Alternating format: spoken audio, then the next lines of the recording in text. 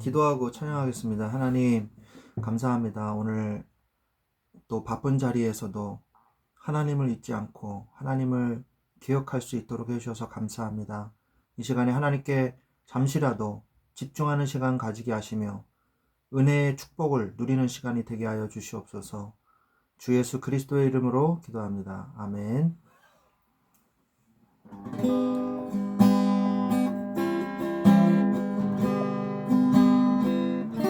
내 영혼이 은총 입어 중한 죄지 벗고 보니 슬픔 많은 이 세상도 천국으로 화하도다. 할렐루야 찬양하세. 내 모든 죄 사함받고 주 예수와 동행하니 그 어디나 하늘나라. 주의 얼굴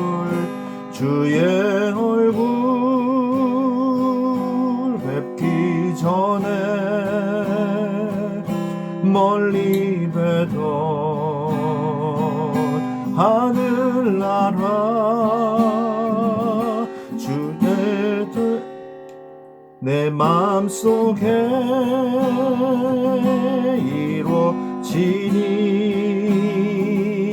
날로 가깝도다. 할렐루야 찬양하세. 내 모든 죄 사함받고 주 예수와 동행하니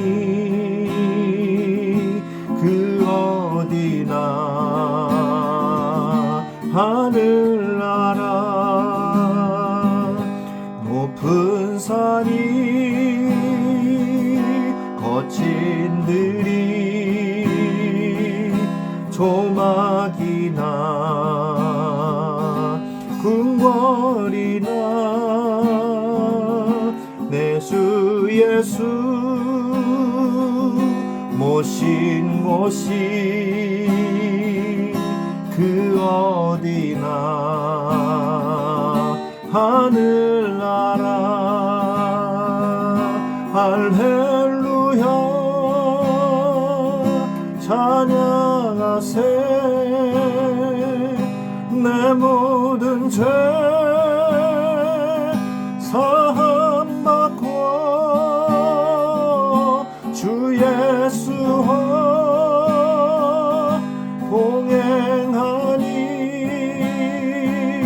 그 어디나 하늘나라.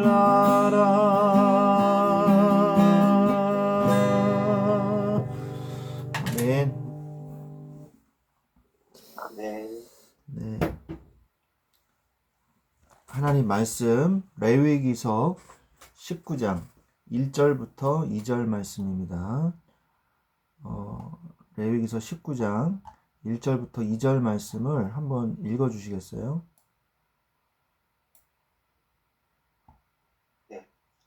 여호와께서 모세에게 말씀하여 이르시되 너는 이스라엘 자손의 온 회중에게 말하여 이르라. 너희는 거룩하라. 이는 나 여호와 너희 하나님이 거룩함이니라. 아멘. 네. 하나님께서 거룩하라고 우리에게 말씀하신 이유는 거룩하게 살아가지고 구원을 받으라는 얘기가 아닙니다. 그런 얘기가 아니라 행위로 말미암아 거룩해져라 라는 얘기가 아니라 이미 우리를 거룩한 백성으로 부르셨다는 거예요. 이스라엘 민족을 거룩한 자녀로 불렀으니까 이제 삶도 거룩한 삶을 살도록 내가 모든 것을 다 인도해 주겠다라고 말씀하시는 거거든요. 이해되시죠? 이게 굉장히 중요한 얘기입니다. 그래서 하나님은 우리에게 행위로 의로워지라고 율법을 주신 것이 아닙니다. 구약 성경에서 하나님은 이스라엘 백성을 부르시고 내가 거룩하니 너희도 거룩하라고 말씀을 하셨죠. 그러니까 다시 말해서 너희는 이미 거룩한 하나님의 백성이 되었으니 하나님의 백성으로서 거룩한 삶을 살라고 율법을 주신 거예요.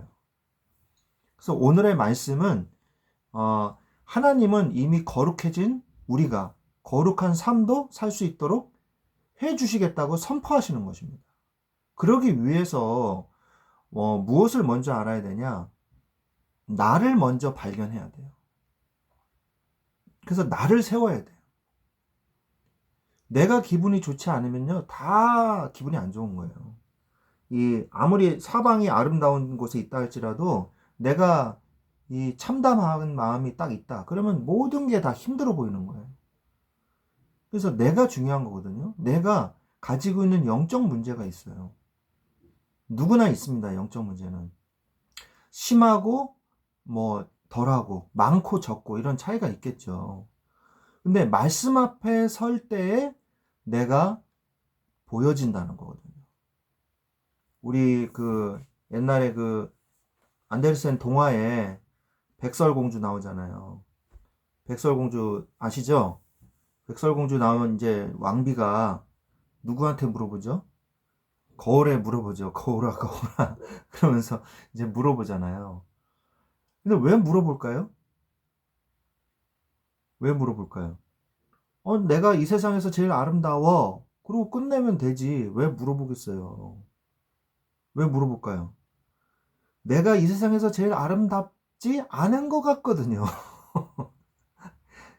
의심이 자꾸 들고 이게 확신이 없는 거야. 그러니까 이 거울한테 자꾸 물어보는 거거든요. 근데 우리도 사실은 착각을 할 때가 많단 말이에요. 그죠? 그러니까 제가 하고 싶은 말은 여왕이 그래도 양심적이었다. 자기가 세상에서 제일 아름답다는 말을 그것을 스스로 인정을 못했다. 자기가 진짜 인정하고 그게 맞아 이러면 못하러 거울한테 물어보겠어요. 왜 확인하려고 그러겠어요? 난 이 세상에 제일 아름다워. 그러고 끝내야지. 그죠? 근데 왜 물어보냐? 이 확신이 없었던 거예요. 양심은 그래도 있었던 거다. 그 말이죠. 그러니까 우리도 내 자신의 모습을 보려면 거울 앞에 서야 되잖아요. 내 얼굴을 본다든지. 그런데 내 영혼의 상태를 보기 위해서는요, 말씀 앞에 서야 돼요. 누군가 내 결점을, 내 단점을 얘기해 준다. 누군가 내 아이들과 내 부인의 막 단점을 얘기한다. 그러면 기분 나쁘죠. 그런데 그래서 어떻게 스스로 발견하냐? 이게 스스로 발견하기가 쉽지가 않단 말이에요. 그래서 말씀 앞에 서야 돼요. 레위기서 13장 3절에 보면은 납병에 관한 규례가 나오거든요. 성경에서는 납병을 지금으로 말하는 한센병, 그 한센병에 국한해서만 얘기하지 않습니다. 모든 피부병과 관련해서 모든 병들을, 피부병들을 납병이라고 얘기하고, 심지어는 벽에 피는 곰팡이 또는 옷이나 가죽에 피는 곰팡이 이런 것까지도 납병이라고 그랬어요. 성경에 보면은. 그런데 그런 병이 있을 때 나 스스로 진단하는 게 아니라 제사장에 가서 꼭 진단을 받으라고 말씀을 하고 계시거든요. 제사장은 구약시대 때 제사장은 의사 역할까지 했어요. 그런데 오늘날에도 우리의 영적인 납병이 발생할 수 있다는 것이죠. 그럼 우리의 영적인 납병은 어디서 발견해야 되냐? 예배와 말씀 속에서 나의 잘못된 모습, 내가 하나님 앞에서 잘못된 모습을 발견을 해야 돼요. 그런 마음으로 예배를 드려야 돼요. 말씀에 비추어 봐서 내가 잘못된 것이 무엇인가? 나를 괴롭게 하는 게 무엇인가? 병에 걸리면 빨리 치료받고 싶지 않습니까? 네 병이랑 같이 계속 평생 살아야지. 이러진 않잖아요. 그러니까 빨리 치료받고 싶잖아요. 그러려면요, 발견해야 되잖아요. 진단이 내려진 다음에 치료가 되는 거지, 진단도 안 내려지고 치료를 할 수는 없잖아요. 그죠? 병이 뭔지를 알아야지 치료할 거 아니에요. 근데 병이 뭔지를 알 수 있는 방법이 뭐냐?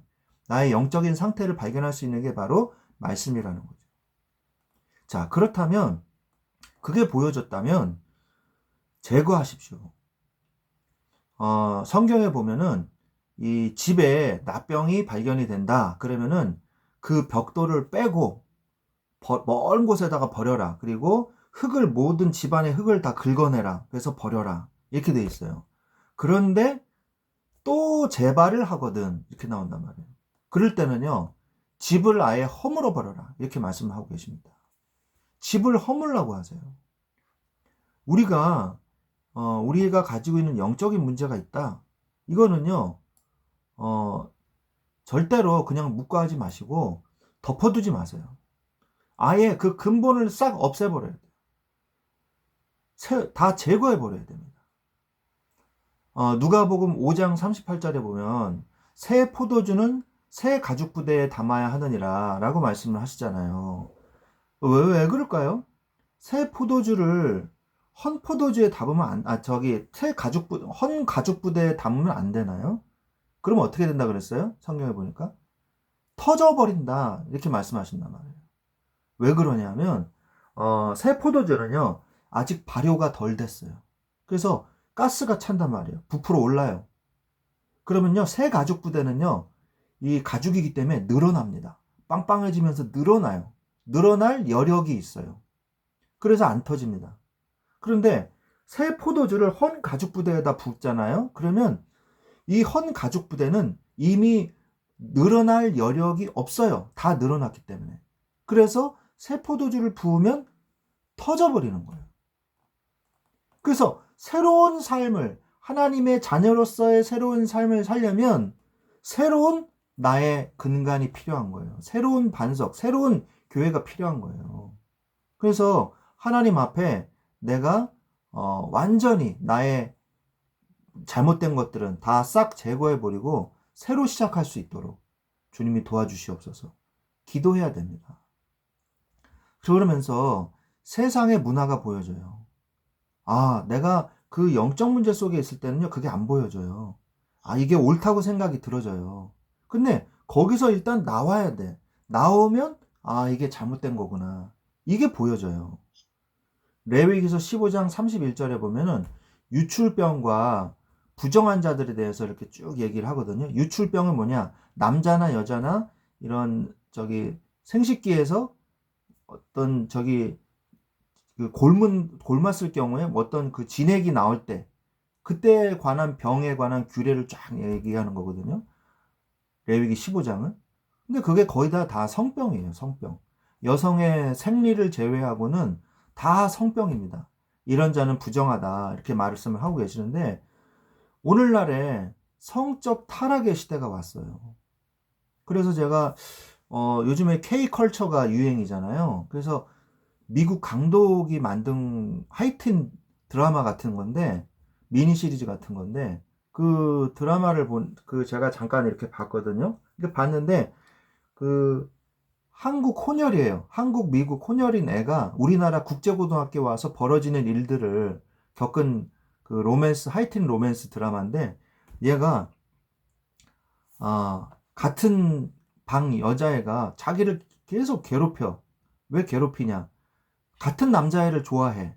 그리고 이미 둘이 커플이야. 근데 새로 전학 온 혼혈인 여자애가 이제 막 서로 갈등하는 거예요. 근데 얘는 남자친구를 사귀고 있지만 서로 커플이지만 가짜 커플이야. 왜? 엄마한테 자기가 레즈비언인 거를 속이기 위해서 남자친구를 일부러 만들어가지고 있는 거예요. 그래가지고 나중에 그 여자애하고 한 남자애를 두고 싸우다가 나중에 그 여자애 둘이서 뭔가 애틋한 감정이 생겨. 그래가지고 얘도 레즈비언 되는 거예요. 그러다가 싸우다가 결국에는 학교에서 쫓겨나요. 그래서 미국으로 돌아가는데 미국으로 돌아가면서 그 학교에서 자기를 짝사랑하던 또 다른 남자가 있었어요. 그 다른 남학생이랑 우연히 같은 비행기를 탄 거예요. 근데 그 남학생을 또 봤더니 또 설레. 알고 보니까 얘는 양성애자야. 양성애자, 동성애자, 이성애자, 이 세 명이 다 같이 나오는 거예요.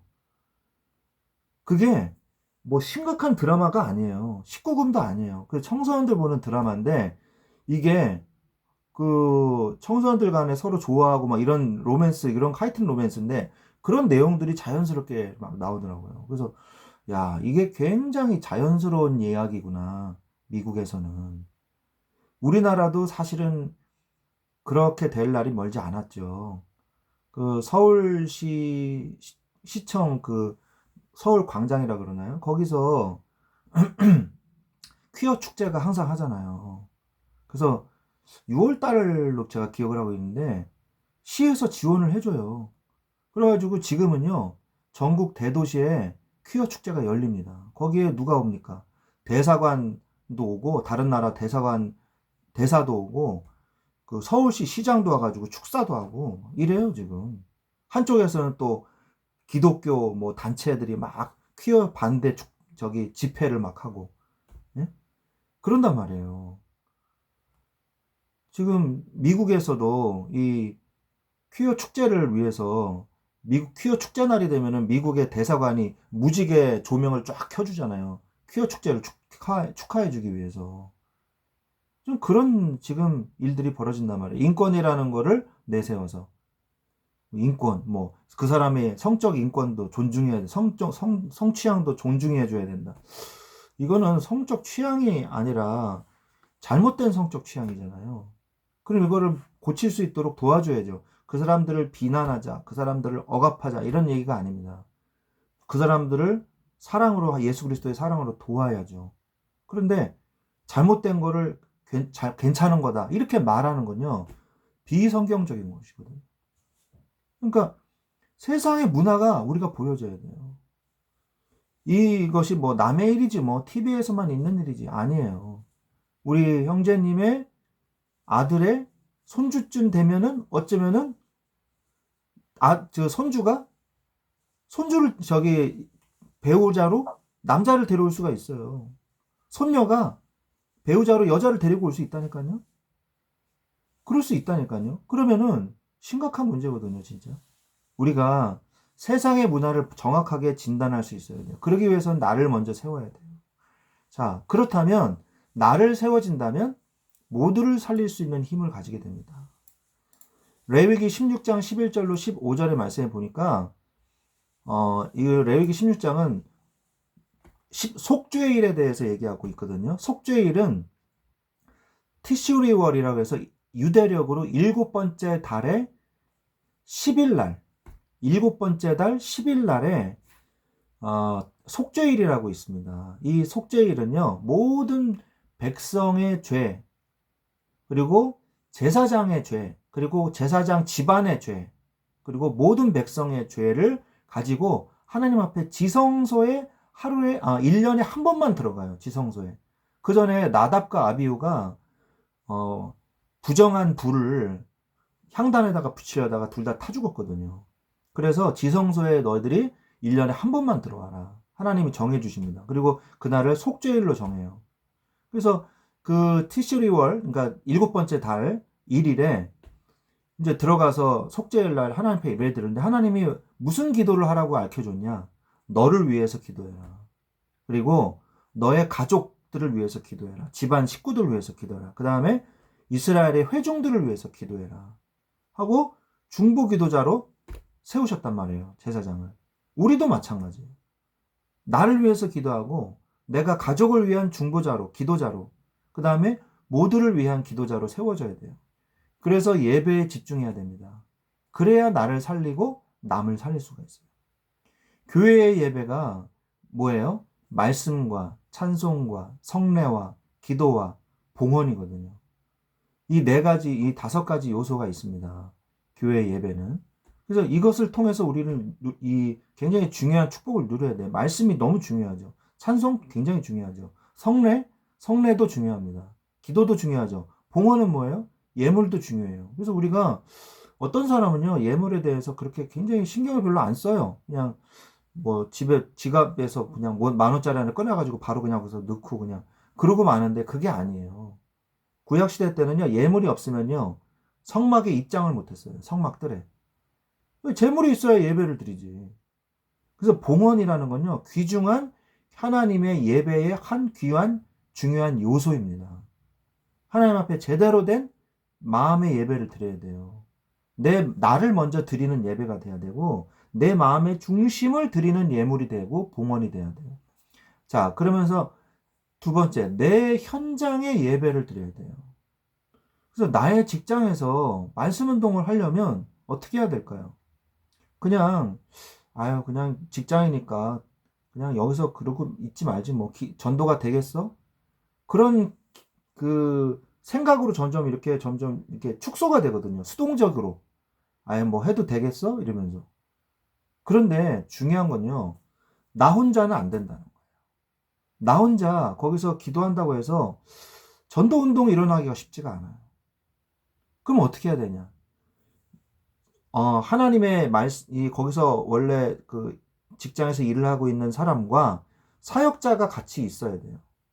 그래서 함께 뭔가 사역자와 거기서 만나는 이 사람과 성도와 같이 만나서 같이 함께 말씀 운동을 해야지 전도 운동이 일어나요. 왜냐하면 나 혼자 하면요, 자극이 없거든요. 영적인 자극이 없어요. 나 혼자 하는 건 쉽지가 않아요. 그래서 일주일에 한 번이라도 이렇게 계속 만나면서 말씀 운동을 해야 실제로 전도 운동이 일어나거든요. 하나님이 가장 기뻐하시는 게 전도이지 않습니까? 그러면서 내 삶의 예배, 개인의 기도 시간, 그러면서 나 혼자 하나님을 만나는 시간을 가져야 돼요. 나 혼자 조용히 말씀을 묵상하고 기도하는 시간이 있어야 됩니다. 그래서 은혜의 보좌 앞에 담대히 나아가야 되는 것이죠. 자, 그러면서 우리는 또 무엇이 필요합니까? 너희는 거룩하라 말씀하고 계십니다. 오늘 본문의 말씀이죠. 내가 거룩하니 너희도 거룩하라. 거룩한 신분과 직분을 주셨어요. 나와 가까이에 있는 자를 통해서 나를 나타내리라. 레위기서 10장 3절에 보면 나는 나와 가까이 있는 자를 통해서 나를 나타내기를 원하느니라. 그렇게 말씀을 하고 계시거든요. 하나님은 우리를 통해서 하나님의 이름이 나타나기를 원하세요. 하나님은. 제가 레위기 10장 3절 한번 찾아서 읽어드리겠습니다. 모세가 아론에게 이르되 이는 여호와의 말씀이라 이르시기를 나는 나를 가까이 하는 자 중에서 내 거룩함을 나타내겠고 온 백성 앞에서 내 영광을 나타내리라 하셨느니라. 아론이 잠잠하니 이 말씀을 하셨거든요. 자, 이 말씀을 언제 주셨냐면은 나답과 아비후가 죽은 다음 직후에 모세가 아론에게 하나님의 말씀이라 그러면서 전해준 이야기예요. 말씀이에요. 하나님의 말씀을 전하는 나답과 아비후가 하나님을 나타내는 일을 하지 못하니까 결국 타 죽어버린 거예요. 우리가 직분을 하나님이 주신 사명을 온전히 감당하지 못하면요, 절대로 안 됩니다. 하나님이 주신 온전한 사명을 잘 감당해야 돼요. 나를 통해서 나타내지 않잖아요? 그리스도가 나타내지 않잖아요? 그럼 다른 게 나타나요. 내 주위에 있는 사람에게. 나의 영적인 문제가 그 사람에게 나타나요.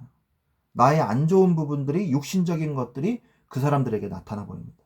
그러면 갈등이 일어나고요. 불신앙이 일어나요. 우리는 크리스찬이기 때문에, 기독교인이기 때문에 하나님이 나타내야 돼요. 그의 거룩하심이 나타나줘야 돼요. 그래서 우리는 하나님의 자녀로서 하나님의 백성답게 살아야 됩니다. 만약에 하나님의 백성이요, 하나님의 백성답게 살지 못하면요, 더 비참해질 수가 있어요. 그러면서 거룩한 삶을 살으라고 말씀하고 계십니다. 로마서 12장 1절로 3절에 보면 형제들아 내가 하나님의 모든 자비하심으로 너희를 권하노니 너희 몸을 하나님이 기뻐하시는 거룩한 산 제물로 드리라. 이는 너희의 드릴 영적 예배니라 라고 말씀을 하고 계시죠. 영적 예배가 뭡니까? 너의 몸을 드려라. 너희의 삶을 하나님께 드려라 라고 말씀을 하고 계시는 거예요. 우리의 삶이 예배가 되게 하라 라는 말씀이에요.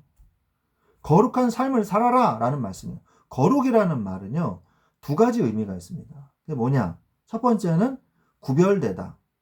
두 번째는 뭐냐면 성결하다 이런 뜻이에요. 구별되고 성결하게 살으라는 얘기예요. 아, 저 사람은 크리스찬이구나. 이게 보여지게 살으라는 얘기예요. 숨기고 살지 말고. 아유, 기독교인들 막 다, 아유, 다 재수없어. 다 못된 놈들이야. 내가 기독교인인 거를 말을 못하고 살아. 그런 경우가 많아요, 요즘에. 아, 저 사람은 크리스찬이야. 그러면요, 좋은 의미로 크리스찬이야, 기독교인이야. 이렇게 얘기하는 경우가 요즘엔 드물단 말이에요. 왜? 오늘날의 기독교인이요. 기독교인으로서의 역할, 거룩한 삶을 사는 그 역할, 하나님을 나타내는 역할, 거룩함을 나타내는 역할을 못하니까 더 비참해지는 거예요. 더 조롱받는 거예요. 우리가 기독교인들이 왜 실패하냐, 삶에서? 이 삶에서 예수 그리스도의 거룩한 이 나를 나타내리라 라는 말씀을 응답을 받지 못해서 그런 것이거든요. 그래서 우리는 거룩한 삶을 살고 전도자의 삶을 살아야 돼요. 오직 성령이 너에게 임하시면 너희가 권능을 받고 예루살렘과 온유다와 사마리아와 땅까지로 내 증인이 되리라. 그래서 그럼 어떻게 거룩한 삶을 사냐 이거예요. 여기에 답이 있지 않습니까? 성령이 우리한테 임하시면 그럼 어떻게 돼요? 권능이 임해요. 그 권능을 기독교인들이 못 누리는 거예요. 권능이 있으면요, 세상 지혜와 세상 방법으로 아둥바둥거리면서 할 필요가 없습니다. 하나님의 권능으로 직장에서 일하면 되는 거거든요. 그러면 하나님이 나타나지거든요. 그러면 증인이 될 수밖에 없거든요. 이런 축복을 누리시기 바랍니다. 그러면서 두 번째, 세밀한 성령의 인도를 받아야 돼요. 거룩한 삶을 살려면요, 삶에서는 우리의 인생은 제일 중요한 게 뭐냐? 성령의 인도예요. 성령의 인도를 받으려면 어떻게 해야 될까요? 말씀 앞에 서야 돼요. 말씀 앞에서. 잠언 3장 5절로 6절 말씀에 보면 너는 마음을 다하여 여호와를 신뢰하고 너의 명철을 의지하지 말아라. 너는 범사의 그를 인정하라. 그리하면 내 길을 지도하시리. 그를 인정하라. 하나님을 인정하라. 말씀으로 인정하라 이거예요. 말씀을 인정하세요. 아유, 뭐 하나님 내 삶에 역사하겠어. 인정 안 하는 거죠. 하나님이 직장에서도 하나님은 내 하나님이십니다. 직장에서도 하나님이 역사하실 줄 믿습니다. 이게 하나님을 인정하는 거예요. 그 다음에 하나님 앞에서 요한복음 4장 23절 24절에 뭐라고 말씀하십니까? 아버지께서는 참되게 예배하는 자들 어떤 사람이요? 영과 진리로 예배할 때가 오나니 곧 이때라. 아버지께서는 자기에게 이렇게 예배하는 자들을 찾으십니다. 하나님은 예배하는 자를 찾으십니다. 우리 형제님의 그 직장에서 예배하는 자를 찾고 계세요. 예배자를 찾고 계세요. 하나님은 현장에서 예배를 드릴 자, 그 사람을 찾고 계시는 거예요. 나의 마음을 나타낼 자, 나를 나타낼 자를 찾고 계시는 거예요. 그 다음에 세 번째, 거룩한 공의 앞에서. 고린도후서 8장 24절에 보면 그러므로 너희는 여러 교회 앞에서 너희의 사랑과 너희에 대한 너희의 사랑과 너희에 대한 우리의 자랑의 증거를 그들에게 보이라. 그 예루살렘 공의회에서 베드로를 호출하잖아요. 너 왜 이렇게 이방인들이랑 같이 먹고 마시냐? 율법 어기지 않았냐? 그래서 호출하잖아요. 근데 베드로가 거기서 성령이 이방인에게 임했다 얘기해 주지 않습니까? 그러니까 성령 이방인에게도 하나님의 성령이 주시기로 하셨나 보다. 그러면서 인정을 해 주잖아요. 공회 앞에서 인정을 받고 활동을 한 거란 말이에요. 그죠? 거룩한 공회 앞에서 인정을 받아야 돼요. 교회 앞에서. 그래서 교회의 상급기관이 노회고 노회의 상급기관이 이제 총회인데 총회보다 더 앞선 게 있어요. 그거는 말씀이에요. 말씀이 틀리면 총회가 맞다 그래도 교회가 맞다 그래도 틀린 거예요. 그죠? 그래서 하나님의 말씀 앞에서 우리가 판단을 하면 되는 것이죠. 자, 그래서 결론입니다. 먼저 나를 세우십시오. 나를 세우십시오. 그리고 모두를 살리는 자로 서십시오. 나만 살려고 하잖아요? 그러면요, 나까지 죽어요. 이게 굉장히 중요한 말입니다. 모두를 살리려고 해야지 나만 살려고 하잖아요? 그럼 나까지 죽어요. 성경에 써 있습니다. 마태복음 16장에. 나를 위하여 너의 목숨을, 자신의 목숨을 버리는 자는 얻을 것이요. 그렇게 말씀하고 있잖아요.